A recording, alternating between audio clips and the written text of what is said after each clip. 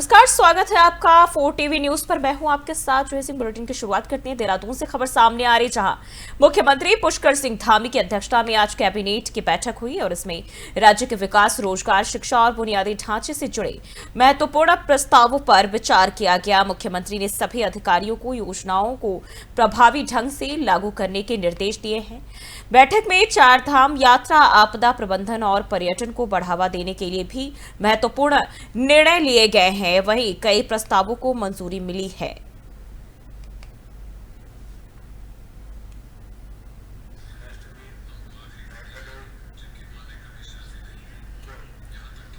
और वहीं देहरादून में मुख्यमंत्री पुष्कर सिंह धामी की अध्यक्षता में हुई कैबिनेट बैठक में बताया जा रहा है 12 प्रस्तावों पर मुहर लगाई गई और बैठक में पर्यावरण मित्रों को मृतक आश्रित कोटे में शामिल करने, हाइब्रिड गाड़ियों पर टैक्स माफी और यूकेएसएससी में 15 नए पदों के सृजन जैसे अहम फैसले लिए गए। और इसके अलावा बद्रीनाथ में सीएसआर के तहत सौंदर्यीकरण और पर्यटन योजनाओं को भी मंजूरी दी गई। सचिव मुख्यमंत्री शैलेश बगोली ने प्रेस कॉन्फ्रेंस में बताया कि सभी प्रस्तावों पर विस्तृत चर्चा के बाद निर्णय लिए गए हैं। मत थे आज हमारे इसमें पहला मत था, ये शहरी विकास विभाग का मत था। इसमें ये हमारे 2013 में 859 ये पर्यावरण मित्र जो हैं ये विनियमित किए गए थे। तो आज इनको भी जो हमारी मृतक आश्रित सेवा नियमावली है उसके अनुरूप उनके आश्रितों को इससे आच्छादित करने का आज माननीय मंत्रिमंडल द्वारा निर्णय लिया गया। दूसरा मत था ये परिवहन विभाग का मत था, उत्तराखंड स्वच्छता गतिशीलन परिवर्तन नीति के बारे में। इसमें पूर्व में ये व्यवस्था थी कि जो हमारा नॉर्मल पब्लिक ट्रांसपोर्ट है जो कि पेट्रोल या डीजल से चलता है, उसको सीएनजी, बैटरी या ईवी में कन्वर्ट यदि वो करते हैं तो उसमें कुछ सब्सिडी की व्यवस्था थी। उसमें एक चीज़ थी कि इसमें जो भी धनराशि ये सब्सिडी की होगी इसको एक एस्क्रो अकाउंट में रखने की पहले व्यवस्था थी। तो उससे एस्क्रो अकाउंट मतलब बैंक संबंधित लाभार्थी और के बीच में, वो सरकार के बीच में एक एस्क्रो अकाउंट बना था। आज ये निर्णय हुआ कि इसको एक एसएनए अकाउंट में बना दिया, क्योंकि एस्क्रो अकाउंट को ऑपरेट करने में दिक्कत हो रही है, तो उसको एक एसएनए अकाउंट में। और चमोली के थराली विकासखंड सभागार में जिला स्तरीय तहसील दिवस आयोजित किया गया, जिसकी अध्यक्षता अपर जिलाधिकारी विवेक प्रकाश ने की और इस दौरान स्थानीय प्रशासन के कई विभागों के अधिकारी मौजूद रहे। तहसील दिवस में सड़क, जल, बिजली, स्वास्थ्य और जैसी बुनियादी सुविधाएं, इनसे जुड़ी 41 शिकायतें सामने आई और कई शिकायतों का मौके पर ही निस्तारण किया गया, जबकि बाकी के लिए संबंधित विभागों को आवश्यक निर्देश भी दिए गए। जल जीवन मिशन में गड़बड़ी और ग्वालदम क्षेत्र में दूषित पेयजल की समस्या पर भी चर्चा इस दौरान की गई। पीएमजीएसवाई से जुड़ी शिकायतों पर जिम्मेदार अधिकारी की गैर हाजिरी पर अपर जिलाधिकारी ने कड़ी नाराजगी जताई और जिलाधिकारी को शिकायत भेजने की बात भी कही है।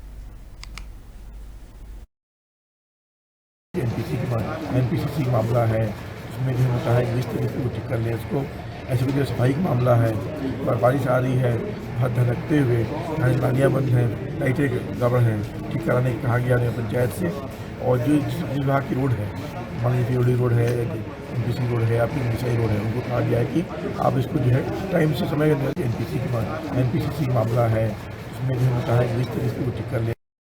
बढ़ते आगे, पौड़ी गढ़वाल में मौसम विभाग ने 4 जून को सुबह 9:30 बजे से 12:30 बजे तक के लिए येलो अलर्ट जारी किया और इस दौरान तेज बिजली चमकने और 30 से 40 किलोमीटर प्रति घंटे की रफ्तार से तूफानी हवाओं के साथ तूफान आने की संभावना जताई। और इसे देखते हुए जिला प्रशासन भी अलर्ट मोड पर है, क्योंकि बात करें तो उत्तराखंड में लगातार मौसम में बदलाव और भारी बारिश का दौर जारी है। कई जगहों पर भयंकर बारिश ने लोगों का जीना मुश्किल कर दिया है। जिलाधिकारी ने सभी संबंधित विभागीय अधिकारियों को सतर्क रहने और विशेष सावधानी बरतने के निर्देश दिए, जिससे किसी भी अप्रिय घटना से निपटा जा सके।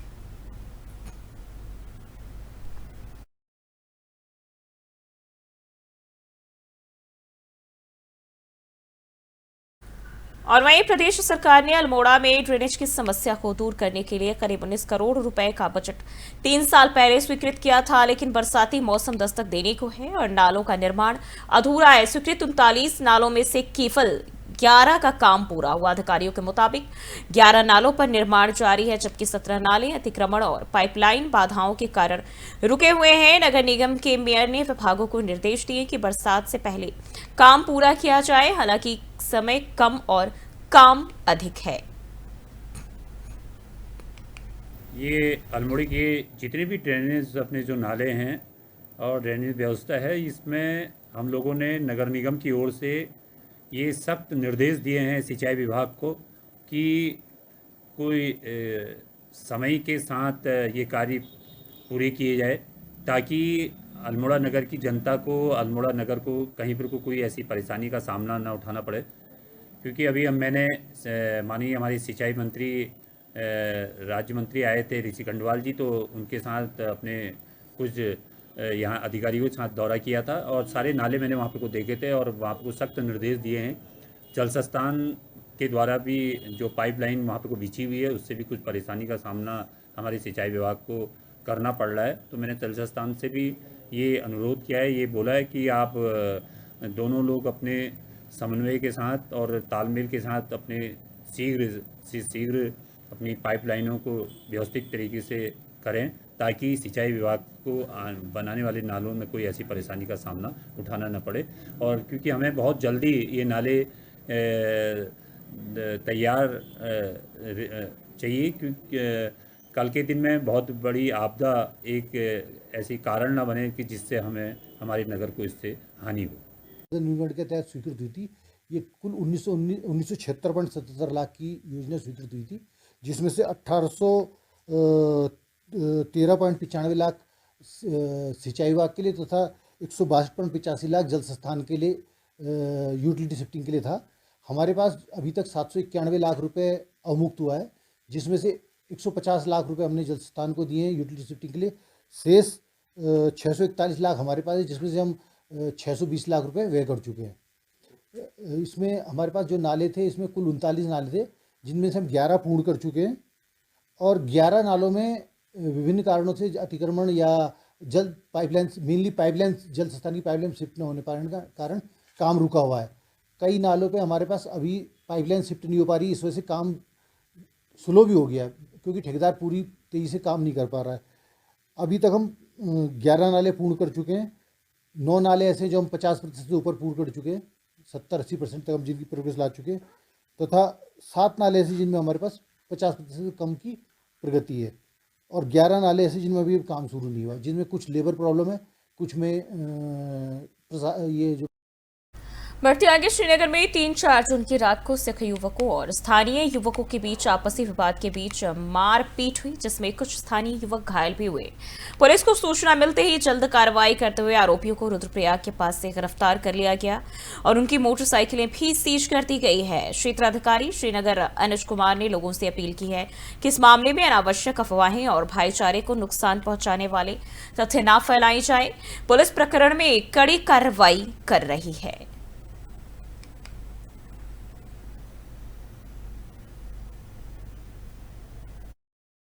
4 जून की मध्य रात्रि को श्रीनगर में बद्रीनाथ राष्ट्रीय राजमार्ग पर पेट्रोल पंप के समीप कुछ स्थानीय युवकों का भारी राजनेशाही युवकों के साथ विवाद हुआ। विवाद के पश्चात मारपीट में कुछ स्थानीय युवक घायल हो गए। घटना की गंभीरता का तत्काल संज्ञान लेते हुए श्रीनगर पुलिस द्वारा स्थानीय युवकों को समझाया गया एवं बीएनएसपी सुसंगत धाराओं में अभियोग पंजीकृत किया गया, जिसमें जानलेवा हमला के प्रयास सहित अन्य धाराएं सम्मिलित हैं। घटना की गंभीरता को देखते हुए टीमों का गठन किया गया एवं घटना में संलिप्त सभी अभियुक्तों को गिरफ्तार किया गया। साथ ही साथ उनकी मोटरसाइकिल की सीज कर आवश्यक वैधानिक।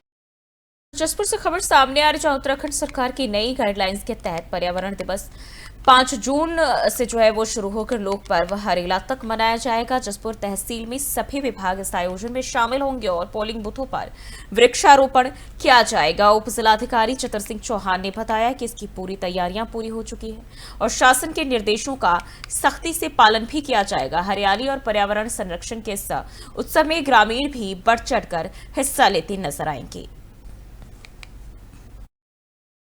पर्यावरण दिवस को लेकर के सभी हमारी तैयारी पूरी है। 5 तारीख को विश्व पर्यावरण दिवस के अवसर पर तहसील जसपुर में भी शासन के जो निर्देश है उसके अनुसार कार्यक्रम किए जाएंगे। इसमें सभी विभागों के द्वारा इसमें प्रतिभाग किया जाएगा और अपने अपने कार्यालयों में जो चयनित भूमि है उस पर वृक्षारोपण कार्यक्रम किया जाएगा। इसके अलावा हमने ब्लॉक में भी एक कार्यक्रम रखा हुआ है, वहाँ पर वृक्षारोपण होगा, उसमें भी जनप्रतिनिधियों को भी आमंत्रित कर रहे हैं हम लोग। और जितने हमारे पोलिंग बूथ है, खासतौर पर इस बार माननीय निर्वाचन आयोग, भारत निर्वाचन आयोग के निर्देश है कि प्रत्येक पोलिंग बूथ पे वृक्षारोपण होना है। इसके लिए सभी BLO, सुपरवाइजर और जो वहाँ के प्रधानाध्यापक है, प्रिंसिपल हैं और खंड शिक्षा अधिकारी है, उनको बैठक करके उनके साथ में ये निर्देश दिए हैं और उनको रोपण के लिए वृक्ष भी हम लोग कल उपलब्ध कराएंगे। इस प्रकार से पूरे जो शासन के निर्देश हैं और जो जिलाधिकारी महोदय के निर्देश है उसके क्रम में विश्व पर्यावरण दिवस पर यहाँ पे कार्यक्रम किए जाएंगे। देखिए, विश्व पर्यावरण दिवस 5 दिन का है, लेकिन जो निर्देश है वो 4 तारीख से और उत्तराखंड के रामनगर स्थित प्रसिद्ध गर्जिया देवी मंदिर में दर्शन करने पहुंची बाजपुर की महिला की सोने की चेन 2 अज्ञात महिलाओं ने लूट ली। पीड़िता ममता ने पुलिस पर गंभीर लापरवाही और सहयोग न करने का आरोप लगाया है। पीड़िता का कहना है कि पुलिस ने केवल नाम पता लिखकर उन्हें अकेले ही CCTV देखने भेज दिया, जबकि ड्यूटी पर तैनात सिपाही ने तंज कसते हुए कहा कि अब चैन कहां मिलेगी। मामले में कोतवाली पुलिस ने FIR दर्ज कर ली है और CCTV फुटेज खंगालने के लिए टीम भी गठित कर दी गई है। कोतवाल अरुण कुमार सैनी का कहना है कि जल्द ही मामले का खुलासा किया जाएगा।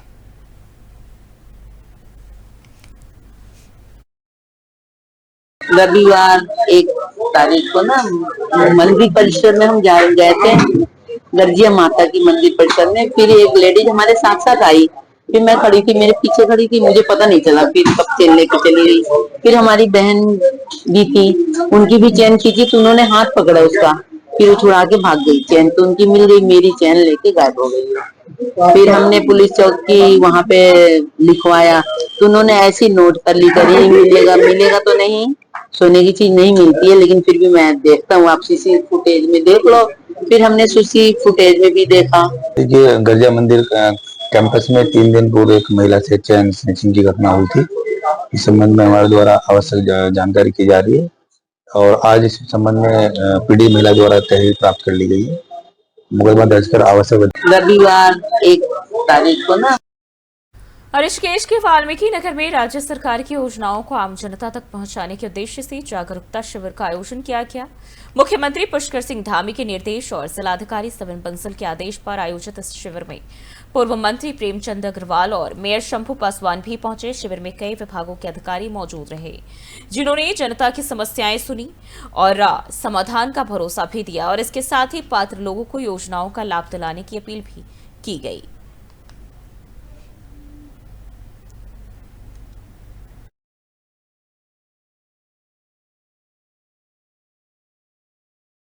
बढ़ते आगे, देहरादून से सियासी हलचल की खबर सामने आ रही है, जहां हरिद्वार जमीन घोटाले को लेकर कांग्रेस और भाजपा आमने सामने आ गए हैं। पूर्व मुख्यमंत्री हरीश रावत ने सरकार की कार्रवाई को महज दिखावा बताते हुए पूरे मामले की CBI जांच की मांग की है।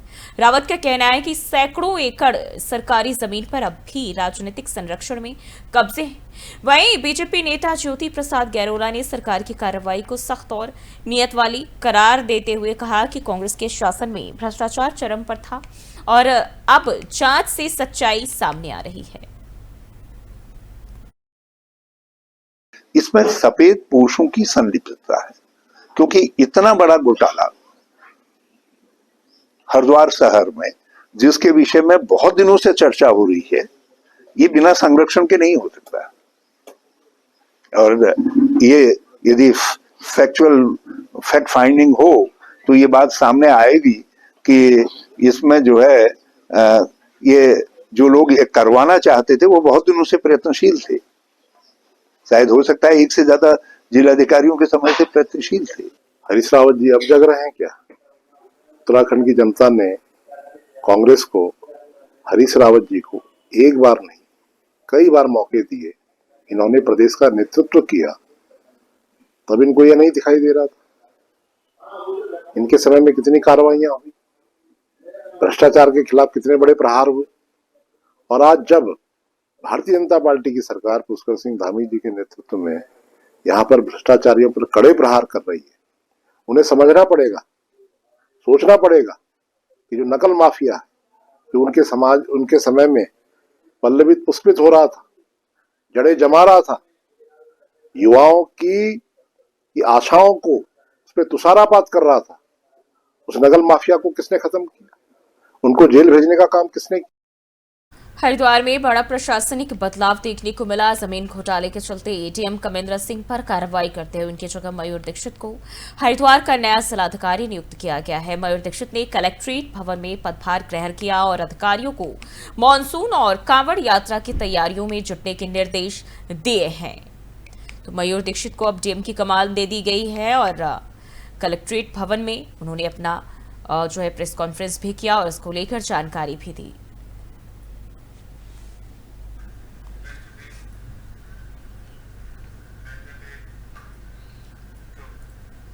नैनीताल जिले से फर्जी दस्तावेज के जरिए ठगी का बड़ा मामला सामने आया। मल्लिताल क्षेत्र में एक अज्ञात व्यक्ति ने फर्जी पते पर इसका इस्तेमाल कर आधार कार्ड बनवा लिया और सालों तक उसका दुरुपयोग करता रहा। शिकायत मिलने के बाद पुलिस ने आरोपी के खिलाफ मुकदमा दर्ज कर लिया। एसएसपी प्रहलाद नारायण मीना ने मामले की गंभीरता को देखते हुए विस्तृत जांच के निर्देश दिए हैं। वहीं शुरुआती जांच में सामने आया कि आरोपी ने इसी पते पर कई आधार कार्ड बनवाए और सरकारी योजनाओं का लाभ भी उठाया। पुलिस ने संबंधित विभागों को सूचना देकर फर्जी दस्तावेज रद्द करने की प्रक्रिया भी शुरू कर दी।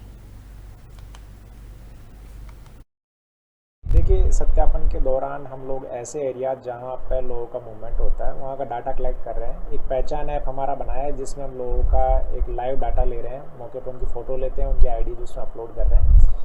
इसके अलावा जो सत्यापन कर रहे हैं उसका सारा डाटा थानों में भी है। तो अभी जिन घरों में लोग नहीं पाए गए हैं या घरों से लोग चले गए हैं, उनके मकान मालिकों से भी पूछताछ की जा रही है कि कौन लोग थे और वो कब वो लोग गए हैं यहाँ से।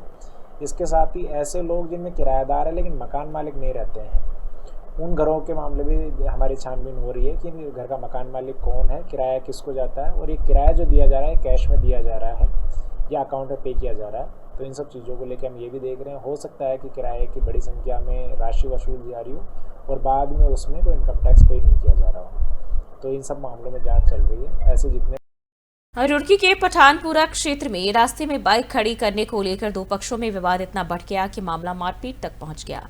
पूरी घटना पास लगे सीसीटीवी कैमरे में कैद हो गई। मारपीट में एक युवक भी घायल हुआ जिसे इलाज के लिए अस्पताल ले जाया गया। मामला सिविल लाइंस कोतवाली क्षेत्र का है और पुलिस पूरे प्रकरण की जांच कर रही है।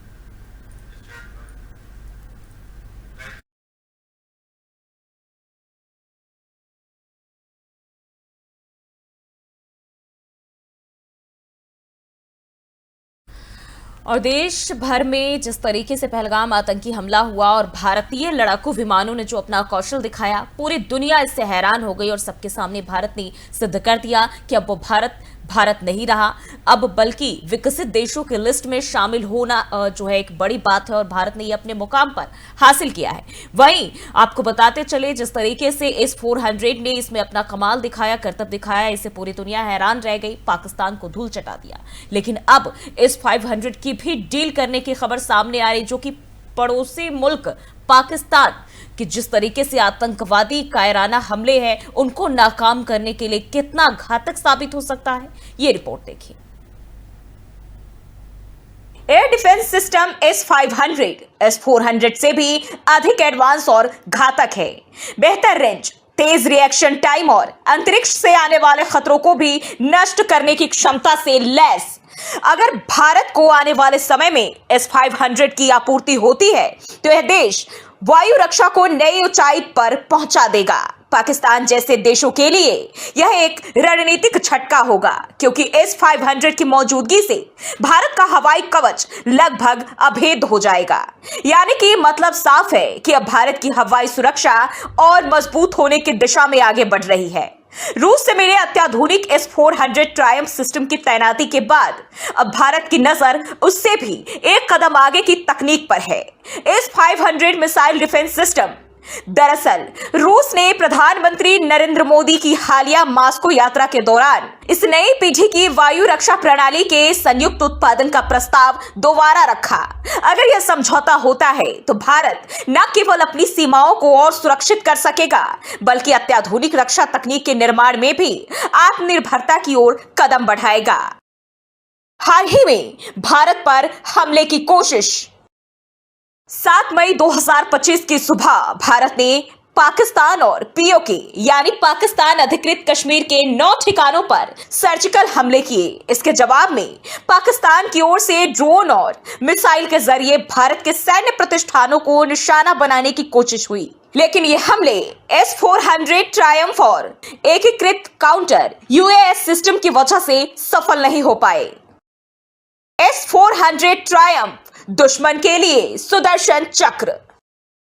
S-400 ट्रायम्फ रूस द्वारा विकसित एक mobile surface to air defence system है। इसे साल 2007 में रूस ने पहली बार अपनी सेना में शामिल किया था। यह प्रणाली विमान, ड्रोन, क्रूज मिसाइल और यहां तक कि बैलिस्टिक मिसाइल जैसे हवाई खतरों को 400 किलोमीटर दूर से पहचान सकती है और उन्हें मार गिरा सकती है। भारत ने इस प्रणाली को सुदर्शन चक्र नाम दिया, जो अपने आप में एक संकेत है कि यह कितनी घातक और बहुस्तरीय सुरक्षा प्रदान करती है। भारत और रूस के बीच हुआ था बड़ा सौदा। भारत ने अक्टूबर 2018 में रूस से 5.43 अरब डॉलर की लागत से 5 S-400 रेजिमेंट खरीदने का समझौता किया था। अब तक 3 रेजिमेंट भारत को मिल चुकी है और 2026 तक आने की उम्मीद है। रूस यूक्रेन युद्ध के कारण इसमें कुछ देरी हुई। पहला स्क्वाड्रन 2021 में भारत पहुंचा था। ये आदमपुर और हलवारा एयरबेस पर तैनात है। एक स्क्वाड्रन में 2 बैटरियां होती है। एक बैटरी में 8 लॉन्चर वाहन यानी TEL, 2 रडार और 1 कमांड पोस्ट होता है। कैसे करता है S-400 काम? यह सिस्टम बेहद तेज और सटीक है। इसे तैनात करने में केवल 5 मिनट लगते हैं। एक साथ यह 300 हवाई लक्ष्यों को ट्रैक कर सकता है और उनमें से 36 को एक साथ निशाना भी बना सकता है। S-400 4 तरह की मिसाइलें इस्तेमाल करता है। 40N6E 400 kilometre range, 48N6E3 250 kilometre range, 9M96E2 120 kilometre range, 9M96E 40 kilometre range. यानी इन मिसाइलों की मदद से ये सिस्टम अलग अलग दूरी और ऊंचाई से आने वाले खतरों को ढूंढता है और खत्म करता है। क्यों है S-400 इतना जरूरी? दुश्मन के विमान या ड्रोन को पहले ही करता है ट्रैक, अत्यधिक ऊंचाई और लंबी दूरी से भी कर सकता है हमला। इलेक्ट्रॉनिक जामिंग यानी GPS ब्लॉक करना इससे प्रभावित नहीं होता। एक ही समय में कई खतरों से निपट सकता है। किसी भी दिशा से आने वाले हमले को रोक सकता है।